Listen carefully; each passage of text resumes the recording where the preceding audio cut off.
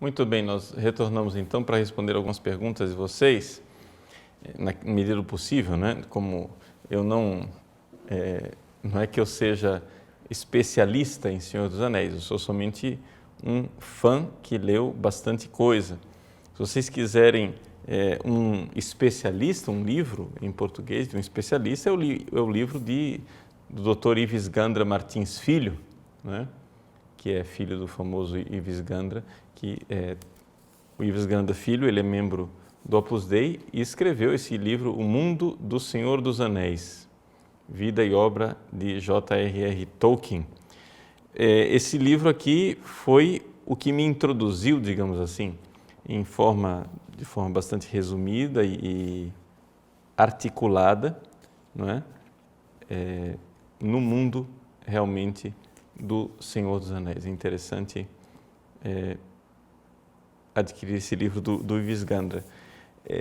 Na verdade, o Ives Gandra, não foi com o Ives Gandra que eu conheci o Senhor dos Anéis. Eu conheci o Senhor dos Anéis com um padre americano, amigo meu, que me introduziu nesse mundo. E aí depois, eu procurando literatura a respeito disso, encontrei esse livro do Ives Gandra, que me introduziu, digamos assim, de forma didática, pedagógica e articulada, né? E depois, claro, a leitura dos livros em si. Tá? O Alexandro pergunta assim: Padre, eu nunca entendi porque no primeiro livro aparecem alguns personagens como o Mago Marrom, que depois não continuam na história. Tolkien se arrependeu? Olha, Alexandro, o fato é o seguinte: o Radagast, assim como o Gandalf e o Saruman, eles são esses chamados pelos homens de magos, mas na verdade eles são seres espirituais que já existiam antes e que entraram no mundo criado, entraram na criação material para cumprir uma missão, não é? Então, eles estão no Senhor dos Anéis, mas no Senhor dos Anéis não se explica isso, não é? Para você saber quem eles são, você precisaria então ter acesso, ao Silmarillion, não é? É o Silmarillion quem, digamos, explica toda a história anterior, porque no Senhor dos Anéis nós estamos aqui no final da Terceira Era. Então, existem milhares e milhares de anos de mitologia antes disso, não é? Onde o Tolkien conta, inclusive desde a criação. Agora, vejam só, o Silmarillion, é importante notar, o Silmarillion ele foi escrito pelo Tolkien, mas, na verdade, ele foi reformulado em alguns aspectos pelo filho Christopher Tolkien, porque é uma obra póstuma, ele só foi publicado depois, porque o Tolkien não chegou a terminar. Então, na verdade, existe o Senhor dos Anéis, digamos assim, é a ponta do iceberg, né, de todo o mundo ficcional de Tolkien. E o Silmarillion, digamos assim, é quase que esquematicamente aquilo que é a história, a pré-história do Senhor dos Anéis, né? Então, por exemplo, ele começa, né, com o Valakenta, né, que é o relato a respeito dos Valar, que são esses seres superiores, e os Maiar, que são os inferiores, como o Gandalf e o Radagast, né? E ele inicia falando de Deus, é um Deus uno, né? No início, Eru, o único, que no idioma élfico era chamado de Ilúvatar, gerou no seu pensamento os Ainur. E assim por diante, assim ele vai narrando a criação, né, desses anjos. Uma outra pergunta, então, não se trata de Tolkien ter se arrependido, o fato é que ele passou anos e anos escrevendo O Senhor dos Anéis e depois, para escrever o resto dessa mitologia, né, ele deixou esquemas, né, e nunca chegou. Existem os contos inacabados, existe o Silmarillion e assim por diante. É todo mundo, né? Andrea Martins. a mitologia é narrada no próprio Senhor dos Anéis ou em outra obra? Então, como eu disse, é narrada a mitologia em si. A maior parte da mitologia está narrada no Silmarillion, né? E ali é que a gente tem. Mas existe na internet, não é? Na Wikipédia, principalmente em inglês, não é? Um material vasto para você conhecer cada um dos nomes. Então, quando você está lendo O Senhor dos Anéis e aparece um nome, você não sabe qual é a pré-história daquele personagem, então você digita, né, na Wikipédia, ou então existe uma enciclopédia da própria Terra-média também em inglês, você digita lá e conhece todas as coisas, ali você encontra as fontes onde ler e aprofundar, não é? O Fernando Henrique quer saber o seguinte: padre, sou leitor de Chesterton, de Lewis, de Tolkien, e já li O Senhor dos Anéis, O Hobbit, O Silmarillion. O que mais me intriga é a semelhança da mitologia de Tolkien com a fé católica.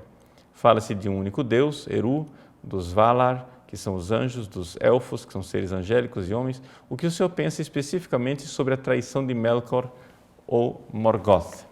Bom, veja, eu não sei dizer se nós poderíamos dizer que os elfos são seres angélicos. Eu acho, assim, é questão de interpretação, né? Isso aqui tem rios de tinta de gente, de estudiosos de Tolkien que debatem isso. Mas, ao meu ver, os elfos, eles são, de alguma forma, uma possibilidade de ser humano. Ou seja, seriam os seres humanos, porque tanto na mitologia de Tolkien, os elfos e os homens são filhos de Deus, não é? Não correspondem exatamente à dimensão de anjo, porque os anjos, eles existem antes da criação do mundo material. Os elfos não existem antes da criação do mundo material. Quando tanto os homens como os elfos surgem como filhos de Deus, aquilo é uma surpresa para os próprios Valar. Os próprios anjos, as entidades angélicas criadas por Deus, ficam surpresos porque Deus, Ilúvatar, não tinha revelado isso para eles. Foi uma surpresa. E os elfos, então, são chamados, logo desde o início, para irem para morar junto com Deus, digamos assim, não é?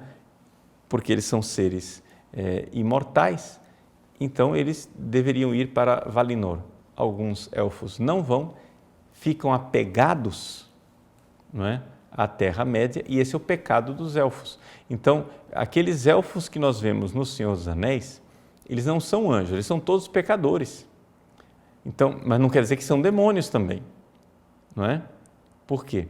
Porque eles são filhos de Deus, a quem Deus deu a imortalidade como presente, assim como Deus deu ao homem a morte como um presente.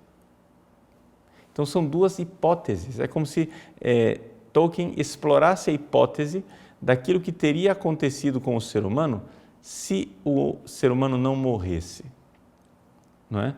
Os elfos são, sem dúvidas, criaturas boas, fundamentalmente boas, mas são pecadores. Então, todos os elfos que nós vemos no Senhor dos Anéis não são imaculados. Vocês podem ver que todos esses personagens, eles pecam em algum momento, não é? Até mesmo a senhora Galadriel, não é?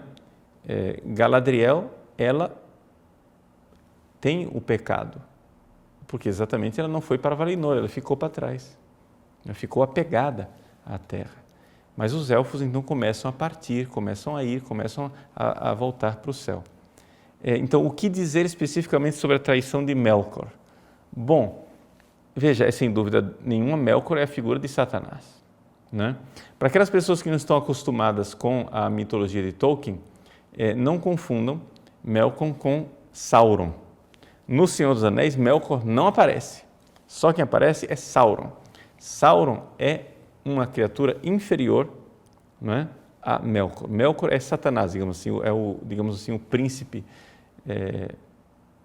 dos demônios todos. e Sauron é um seu servidor, né? Então, Melkor,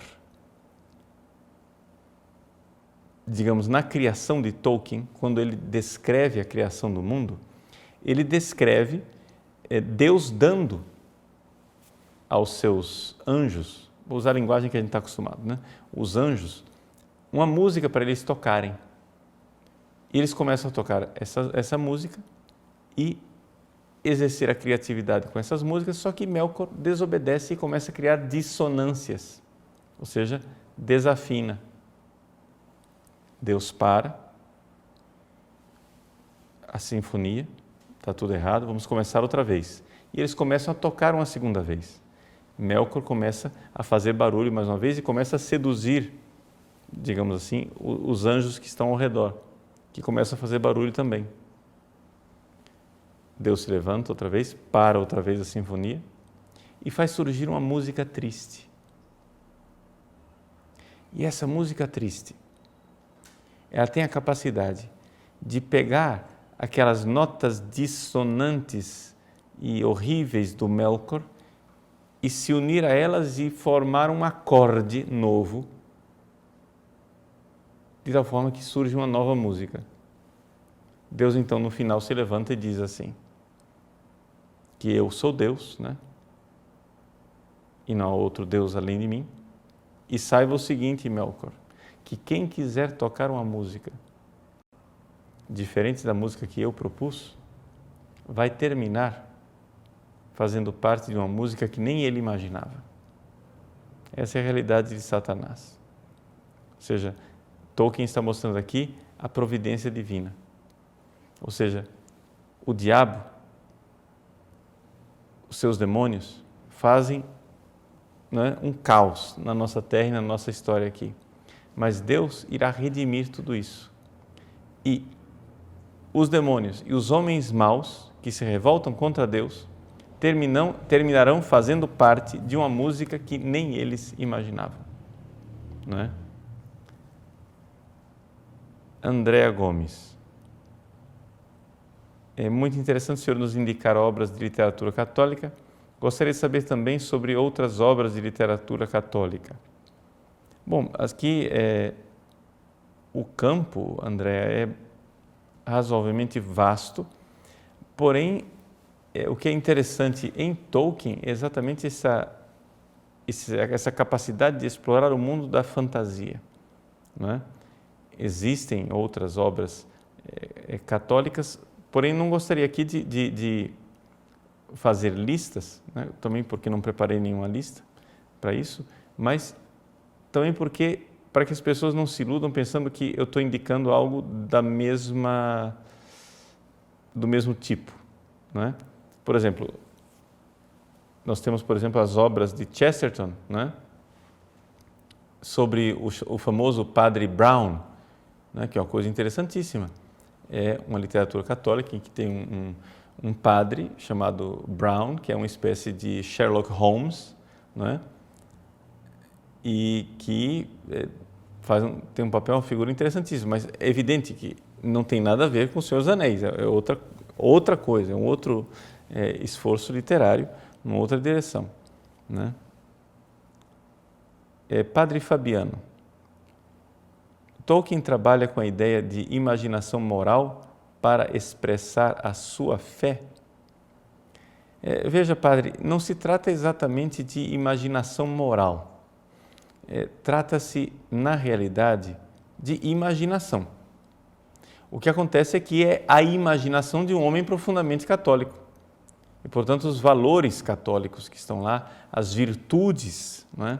Se poderia fazer todo um retiro sobre Tolkien, explorando esses aspectos das virtudes de cada personagem.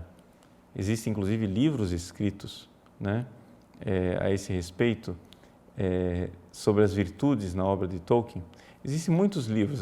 O problema é que nós estamos limitados um pouco à língua portuguesa, mas alguns desses livros estão traduzidos em português, são difíceis de se encontrar, mas existem por aí.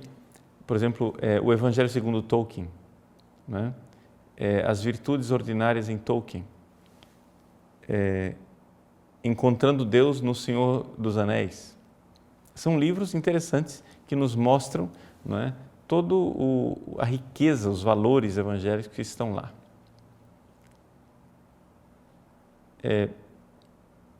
Ronaldo Silva. Boa noite, Padre Paulo. Maria também é simbolizada na trilogia? Existem algumas figuras, assim como Jesus é figurado, mas não é figurado, ou seja, Frodo, Aragorn, Gandalf é Jesus, mas também Sam é Jesus, por exemplo, quando Sam, de alguma forma, carrega também o fardo do anel, ou ajuda a carregar o Frodo nas costas, né, como um sirineu que sobe o Calvário. Maria também é simbolizada, mas atenção, esses personagens não são propriamente Cristo, porque todos eles pecam. É importante nós lembrarmos isso, não há personagens impecáveis no Senhor dos Anéis, não há personagens imaculados no Senhor dos Anéis. Então nenhum deles é realmente Cristo, como Aslan é Cristo nas Crônicas de Nárnia. Então existem alguns personagens marianos, sim, Galadriel é um deles, mas cuidado, porque Galadriel é uma senhora bonita, porém terrível na sua beleza. Ou seja, ela é sedutora. Ela simboliza de alguma forma a Virgem Maria no sentido que ela vence a prova. O Frodo dá livremente o anel para ela, ela sente a tentação de tornar-se grandiosa com aquele anel e diz, eu devo diminuir. Pronto, ela venceu a prova. Então, venceu a tentação. Nesse sentido, ela, nesse momento, pode simbolizar algo da Virgem Maria.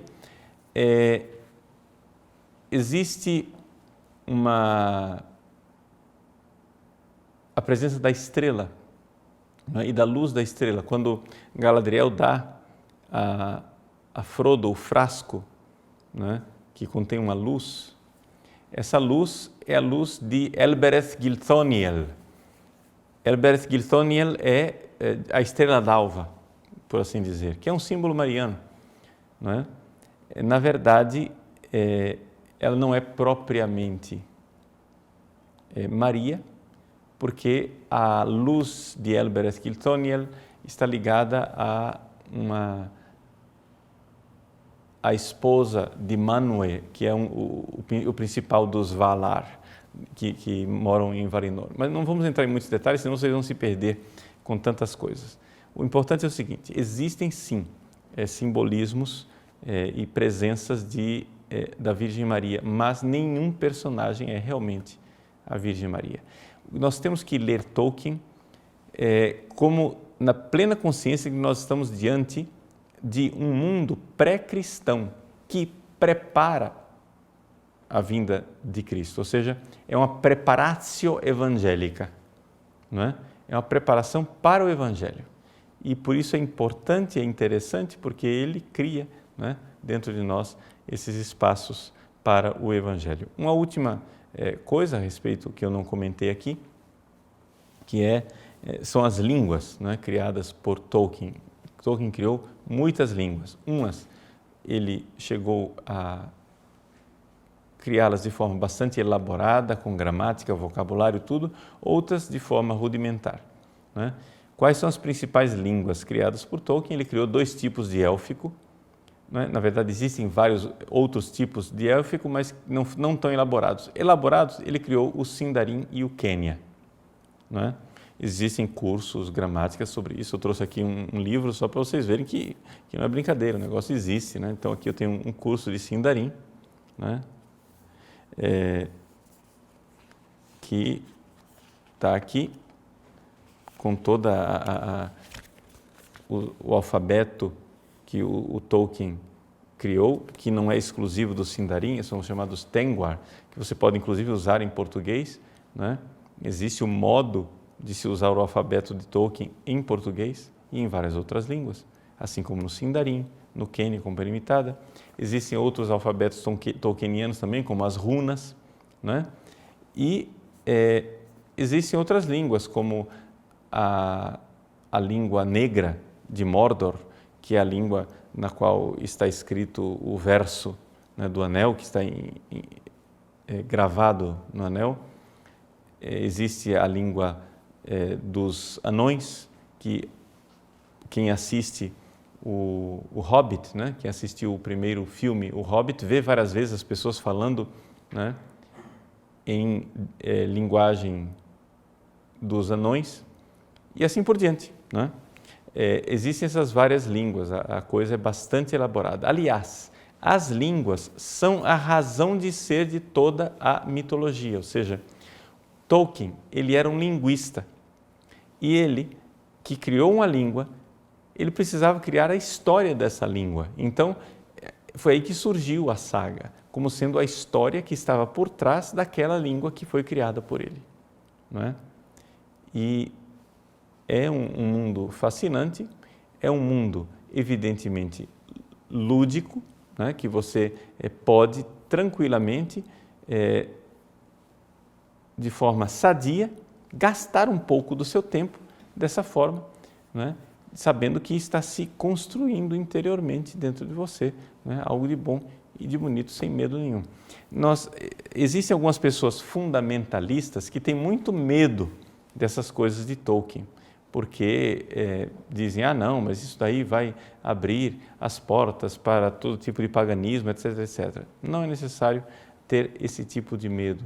Trata-se simplesmente de um exercício da fantasia e isso faz muito bem porque cria dentro de nós os espaços, né, da fantasia, que são a base fundamental para nós conseguirmos depois nos expressar e pensar, né, como pessoas mesmo.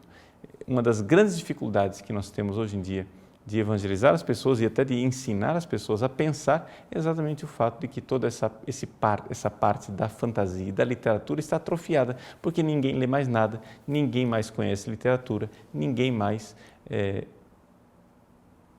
exerce, digamos assim, o seu pensamento desta forma, que é importante. Se Deus nos deu a fantasia, é porque ela também faz parte dos dons que Ele nos dá, né? Como diz o próprio Tolkien, Jesus é Senhor dos anjos, dos homens e também dos elfos, ou seja, do mundo da fantasia.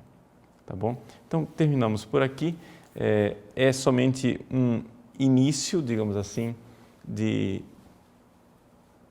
uma tentativa de introduzir vocês que não conhecem a questão do Senhor dos Anéis, para incentivá-los a ler e, quem sabe, um dia faremos no nosso site também um curso sobre o Senhor dos Anéis, de forma mais sistemática, mais elaborada, para que vocês possam ter esses instrumentos interessantes para o crescimento interior. Então, Deus abençoe. Até a semana que vem, se Deus quiser. Em nome do Pai, do Filho e do Espírito Santo. Amém.